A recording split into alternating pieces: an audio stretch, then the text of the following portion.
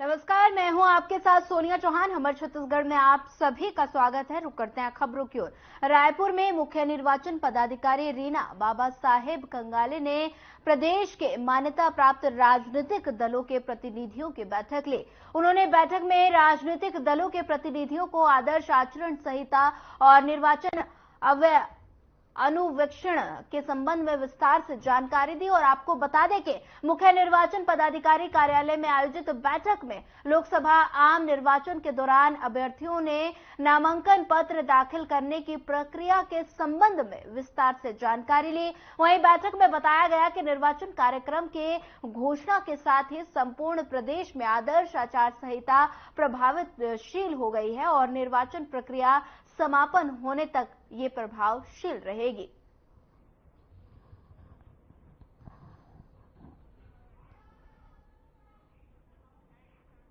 बता दें कि राजनीतिक दलों के प्रतिनिधियों के बैठक और साथ ही आचार संहिता को लेकर जानकारी दी गई।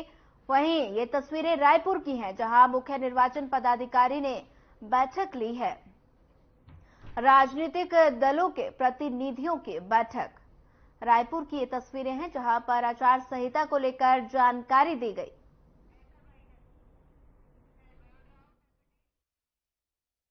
ऐप मामले में ईडी द्वारा पूर्व मुख्यमंत्री भूपेश बघेल पर एफआईआर दर्ज किए जाने को लेकर लुंड्रा विधायक प्रबोध मिंज बीजेपी जिलाध्यक्ष लल्लन प्रताप सिंह की उपस्थिति में 19 मार्च को यानी आज संकल्प भवन बीजेपी कार्यालय अंबिकापुर में प्रेस वार्ता का आयोजन किया गया। वहीं आपको बता दें कि इस दौरान लुंड्रा विधायक प्रबोध मिंज से बातचीत की गई और इस दौरान उन्होंने क्या कुछ कहा, आइए आपको सुनाते हैं। नमस्कार, मैं सुरेंद्र कुमार सरगुजा से। इस वक्त हम बैठे हुए हैं प्रबोध मिंज जी के साथ में, जो कि आज प्रेस वार्ता किए हुए हैं। उनसे जानते हैं कि प्रेस वार्ता क्यों किया गया है। देखिए, राजू जी, आज की जो प्रेस वार्ता है, ये भूपेश बघेल जी ने जो बयानबाजी करी है और भारतीय जनता पार्टी के ऊपर आरोप लगाया है और महादेव सट्टा ऐप जैसे विषय पर जो आरोप कांग्रेस भाजपा के ऊपर लगाया है, जबकि वो आरोपी स्वयं बने हुए हैं, और इसलिए आज का प्रेस कॉन्फ्रेंस करना पड़ा था जी। और इस प्रेस कॉन्फ्रेंस में हमने उनका जवाब दिया है कि ये जो कार्रवाई हो रही है, ये ईडी 1.5 साल पहले से भी कार्रवाई कर रही थी, जांच कर रही थी, और कांग्रेस के भूपेश बघेल की सरकार के समय ही जांच कर रही थी। कई जगह छापे भी मारे गए थे और जो तथ्य मिले थे उसमें जो 19 लोग आज जो आरोपी बने हैं, ईओडब्ल्यू को सौंपे गए, एफआईआर दर्ज हुआ है, वो केवल भूपेश बघेल जी नहीं है, 19 लोग हैं और केवल भूपेश बघेल आरोप लगा रहे हैं। तो ये न्यायालयीन प्रक्रिया है। हमारी जो एजेंसियां हैं वो अपने अपने तरीके से अपना काम करती हैं और जहां गड़बड़ियां होती है उस हिसाब से कार्रवाई अलग अलग विभाग को दी जाती है कार्रवाई करने के लिए। उसी अनुरूप में ईडी ने ईओडब्ल्यू को दिया है और ये कार्रवाई हो रही है। 508 का मतलब क्या है कि जैसे 508 डायल करेंगे तो पता चल जाएगा? नहीं, आप उसमें डायल करिए, आपको पता चलेगा क्या क्या हुई, ये महादेव सट्टा ऐप क्या है, उस महादेव सट्टा ऐप में कौन कौन शामिल है, कौन कौन यहाँ से दुबई पूरे हवाई जहाज में बैठ के यहाँ से सब लोग पिकनिक मनाने गए थे, शादी करने गए थे, बहुत सारी चीजें हैं, बहुत सारे चेहरे नजर आएंगे और कैसा उसमें भ्रष्टाचार किया गया है वो सारा चीज दिखेगा। इससे क्या स्पष्ट होगा? और पता नहीं भूपेश बघेल जी अभी दाढ़ी रखे हैं कि नहीं रखे हैं, तिनका ढूंढना पड़ेगा उसमें, लेकिन महादेव जी को महाजन उनको बनना पड़ेगा, कांग्रेस को बनना पड़ेगा। और जो छत्तीसगढ़ के 9 युवकों को, युवा पीढ़ी को इस महादेव ऐप के माध्यम से जो बर्बाद करने का काम करी, और उसका तो निश्चित रूप से खामियाजा भोगना पड़ेगा। जो भी इसमें संलिप्त होंगे उनको निश्चित रूप से महादेव जी का क्रोध उनका सामना करना पड़े, उनका श्राप लगेगा। सक्ती में हुए बीजेपी कार्यकर्ता सम्मेलन में बीजेपी बता दें कि प्रदेश अध्यक्ष किरण सिंह देव ने कहा कि बीजेपी कार्यकर्ताओं में अद्भुत ऊर्जा और शक्ति है। प्रदेश की सभी 11 सीटों पर बीजेपी का कमल खिलाने का संकल्प लेकर इस कार्यकर्ता सम्मेलन से हम सब जाएं और इस लोकसभा चुनाव में पूरे देश में बीजेपी के पक्ष में सकारात्मक वातावरण दिखाई दे रहा है।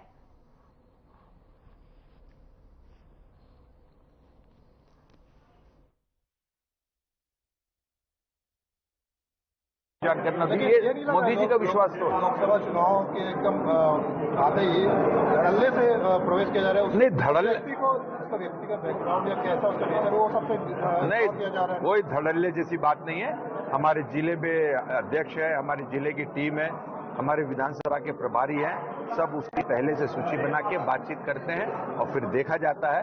पार्टी में सारे कार्यकर्ता की तरह सब काम करे, सब एक परिवार की जैसे रहे।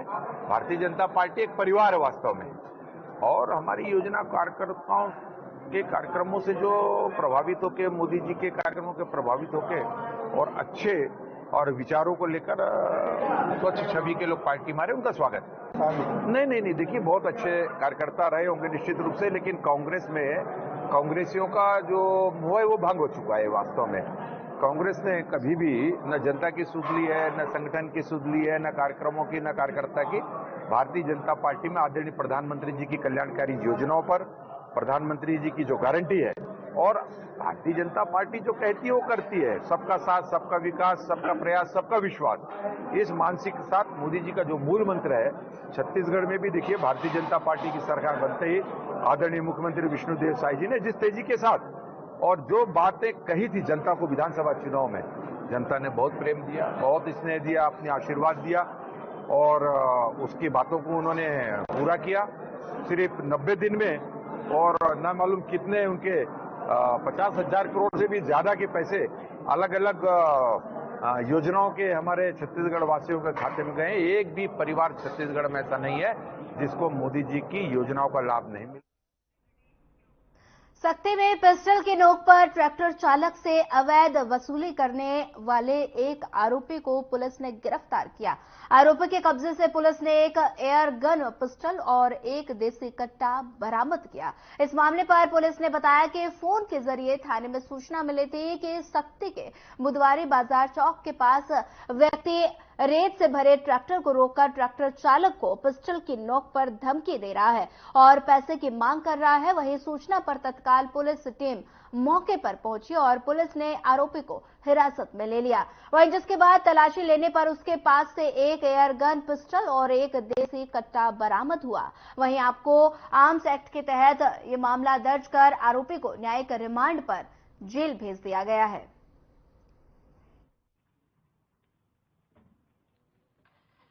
करीब 2 बजे थाने में सूचना मिला कि एक व्यक्ति बुधवारी बाजार चौक के पास कट्टा दिखाकर रेत गाड़ी को रुकवा रहा है, अवैध वसूली पैसा की मांग कर रहा है। इस सूचना पर थाना स्टाफ के लोग गए, मौके पर जाके देखे तो शक्ति निवासी संदीप गुप्ता नामक व्यक्ति हाथ में कट्टा रखा हुआ था और गाड़ी को रुकवा के उससे पैसा वैसा मांग कर रहा था, जिसे मौके पर जाके लेके आए उसको थाना। और उसको जब तलाशी लिए तो पीछे पेंट के पीछे में और कट्टा रखा हुआ था, जिसे विधिवत जब्ती किए और थाना में लाकर उसको अपराध उसके प्रार्थी रामेश्वर प्रसाद सिदार की रिपोर्ट पर अपराध क्रमांक 123/24 धारा 341, 387 IPC एवं 25 आर्म्स एक्ट के तहत कार्रवाई की है। खबर बलरामपुर से है, जहां एक शर्मनाक वीडियो वायरल हो रहा है। स्कूली बच्चे के भोजन बनाने में लगाने वाले जलाऊ लकड़ी बच्चे हिला रहे हैं। और बता दें कि मामला जिले के वार्डफर नगर विकास खंड अंतर्गत एकलव्य आवासीय विद्यालय का है, जहां बच्चों के द्वारा जलाऊ लकड़ी साइकिल पर लाने का वीडियो लगातार वायरल हो रहा है। और मामले में प्राचार्य ने कुछ भी नहीं कहा। और वहीं छात्रावास अधीक्षक ने बताया कि बच्चे उनके स्कूल के नहीं हैं और उनके पिता बच्चों के लिए भेज दिए थे और साथ ही उनसे बातचीत कर जानकारी मुझे नहीं है। और बच्चे भी स्कूल परिसर में प्राथमिक शाला में पढ़ते हैं, लेकिन प्राचार्य अभी नहीं पहचानते।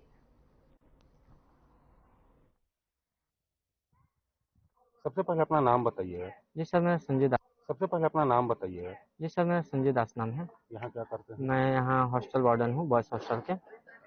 जी। यहाँ पे लकड़ी का क्या काम होता है? सर लकड़ी का खाना पीना ही बनता है। बाकी लकड़ी आप कहाँ से और किससे मंगाते हैं? मैं सर हमेशा मैं मंगाता था प्रमोद से। कल फिर वो फोन नहीं उठाने के कारण मैं भैया को बोला यहीं के जो हैं काशीराम रामकलाई, सॉरी। कल कुछ बच्चे लकड़ी लेकर आ रहे थे, आपको जी पता जी चला था क्या? सर, उसके बारे में तो मेरे को जानकारी नहीं है सर। कल कुछ बच्चे जो लकड़ी लेके आ जी रहे थे, जी जी उसका एक वीडियो वायरल हो रहा है, क्या कहेंगे इस विषय में? सर, मैं तो यही बोलूँगा कि मैं उनके पिताजी को बोला था, वो अपने बच्चे को पकड़ा दिए। ये सब मेरे को मालूम नहीं है उन सर। बच्चों को पहचानते हैं क्या आप? नहीं, मैं उनको भी नहीं पहचानता हूँ। वो बच्चे आपके स्कूल नहीं परिसर के ही नहीं प्राथमिक नहीं शाला है, में पढ़ते हैं? नहीं है सर। जगदलपुर की रहने वाले शिक्षिका इंद्रो टेकाम ने शिक्षा देकर लोगों के जीवन स्तर में सुधार किया। इसके लिए उन्हें पीएचडी की उपाधि से नवाजा भी गया। देखिए ये खास रिपोर्ट।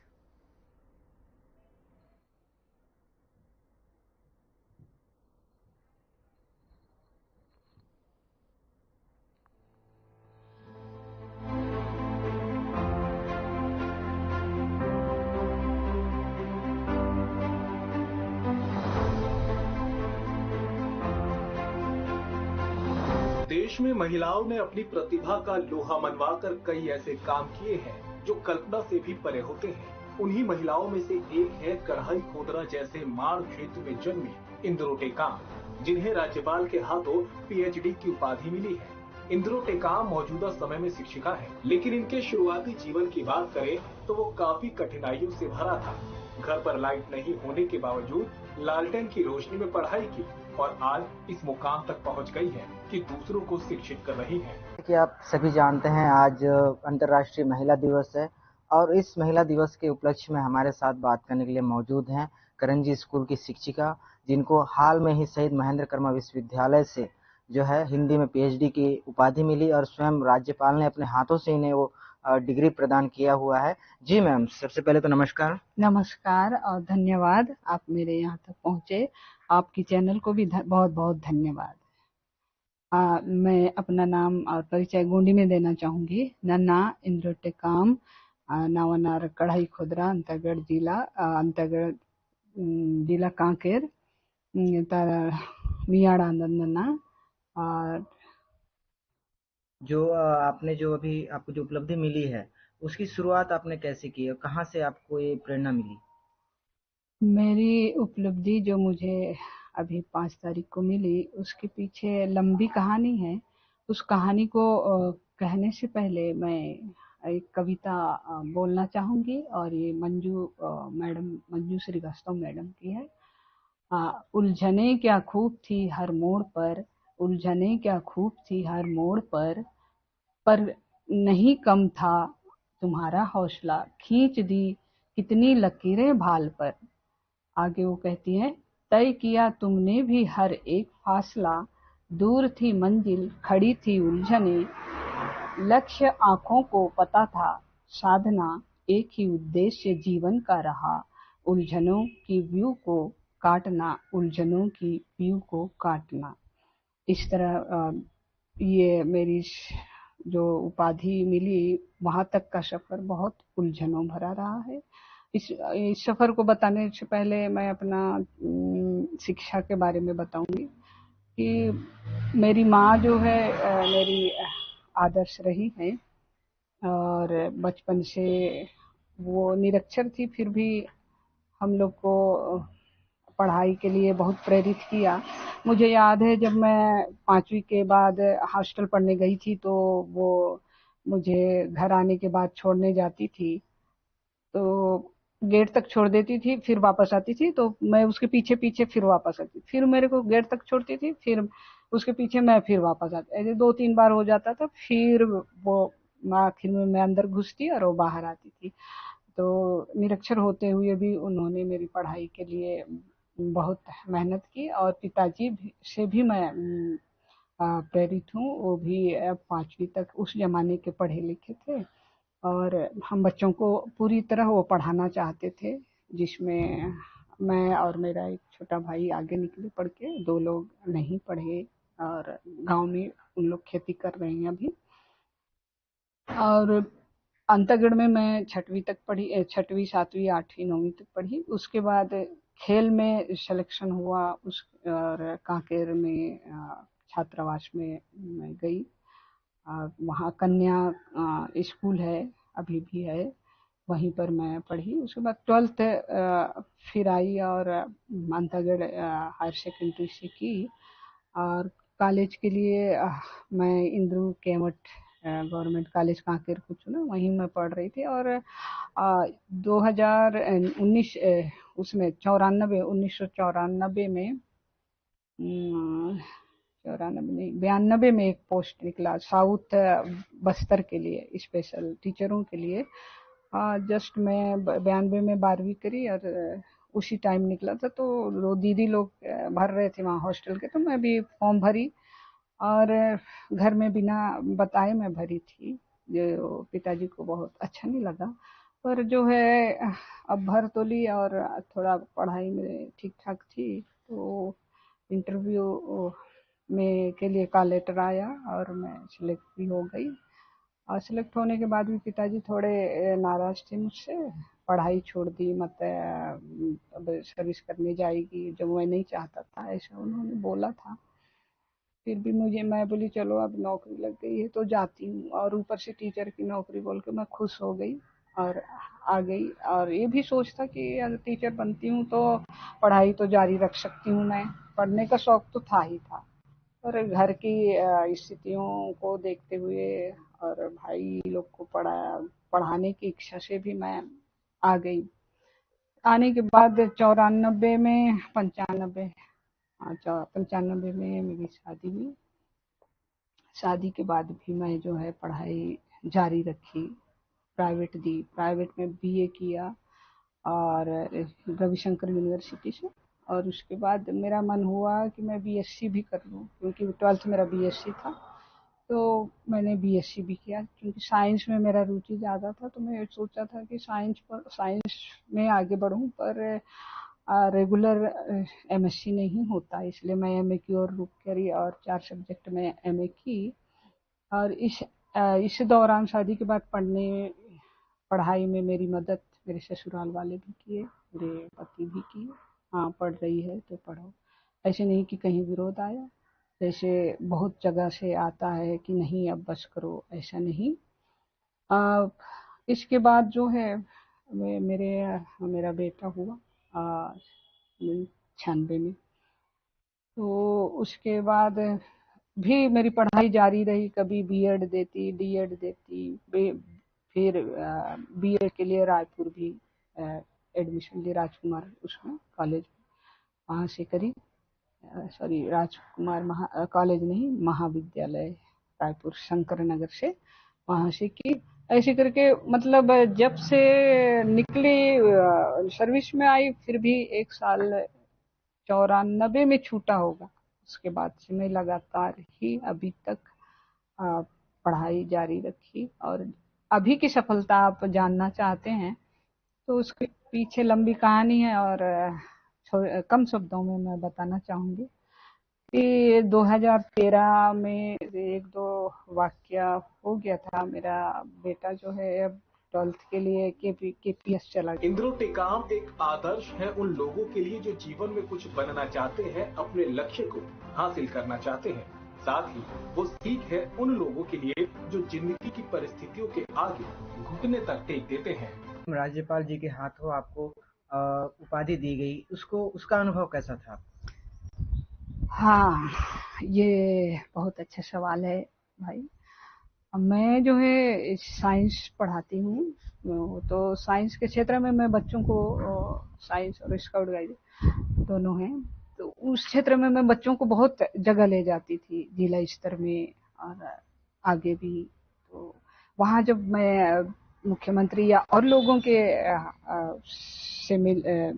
का प्रोग्राम में जाती थी, तो बच्चों के लिए बहुत खुश हो जाती थी। अच्छा, बच्चों के लिए मैं बच्चों को यहाँ लाई, यहाँ दिखाई, मेरे स्कूली बच्चों को, तो वहाँ उन लोग के लिए मैं खुश होती थी। मुझे नहीं मालूम था कि इतने बड़े प्रथम व्यक्ति, राज्य के प्रथम व्यक्ति के हाथों में इतनी बड़ी उपाधि लूंगी, तो कितना खुशी होगा। पर जब मैं लेने गई, तो जैसे जैसे मेरे कदम सीढ़ी पर बढ़ते जा रहे थे, तो वहाँ की काफिला को, कभी महामहिम को देखती रही, कभी जो है हमारे कुलपति सर की ओर नजर करती रही, कभी मीडिया की ओर नजर करती रही।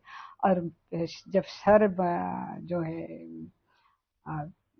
मुझे उपाधि दिए तो बहुत खुशी हुई। एक अद्भुत क्षण था वो मेरे लिए ही नहीं है, मेरे जैसे गांव की लड़की के लिए उनके हाथों सम्मानित होना बहुत बड़ी बात है, बहुत बड़ी बात है। अभी के जैसे जनरेशन में जो बच्चियां पढ़ रही हैं, जो शिक्षा से जुड़ी हुई हैं, उनके लिए कोई संदेश देना चाहिए? बच्चियों के लिए और बच्चों के लिए, छात्र हो या छात्राएं हो, आज के ज़माने में दोनों को पढ़ना ज़रूरी है। पर आज के महिला दिवस के अवसर पर मैं खासकर छात्राओं को, बच्चियों को मैं संदेश देना चाहती हूँ कि बच्चियां जो है अभी बहुत आगे बढ़ी हैं, फिर भी मुझे लगता है कि वो किताबों से दोस्ती करें, किताबों से दोस्ती करें। किताब जो है उस चाबी की तरह है जो ताला खोलती है। वैसे ही अगर हमारा दिमाग को अगर हम ताला समझे तो हमारा दिमाग तभी खुलेगा जब वो लोग किताबों से दोस्ती करेंगे। और किताबों में जो है ज्ञान की भंडार जो है भरा पड़ा है। मीडिया भी है, आजकल यूट्यूब है, सब है, पर अच्छा है। उनसे मैं सबसे बेहतर मानती हूँ किताबों को। किताब, बहुत सारी किताबें हैं, जिस भी फील्ड में जाओ। आजकल बच्चियां वैसी भी ठग होती हैं किताबों से, यूट्यूब वगैरह से नोट्स बना लिए तो हो गए। वो सही है, परीक्षा उत्तीर्ण करने के लिए सही है वो, पर अगर सही जीवन को समझना है, सही समाज को समझना है, सही राष्ट्र को समझना है और बहुत सारे गुणों को समझना है, धैर्य को समझना है, तो किताब बहुत अच्छी माध्यम है। आप जरूर जरूर किताबों से नाता रखिए, जीवन भर नाता रखिए, यही चाहूंगी। जैसे कि शिक्षिका इंद्रो टेकाम ने हमें बताया कि शिक्षा जीवन का आधार है। शिक्षा से जुड़कर हर व्यक्ति जो है अपने आप को उस मुकाम तक लेके जा सकता है जिस मुकाम में उसको पहुंचने का वो सपना देख रहे हो। मैं चिमन कुमार दास, हर खबर।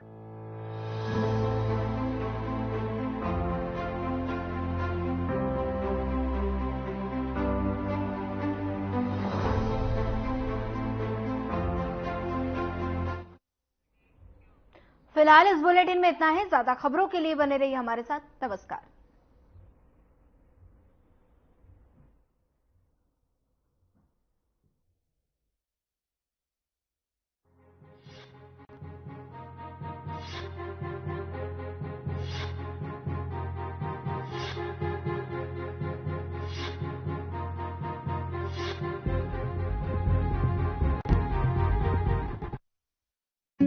Hey mom, hey, look, I can download a song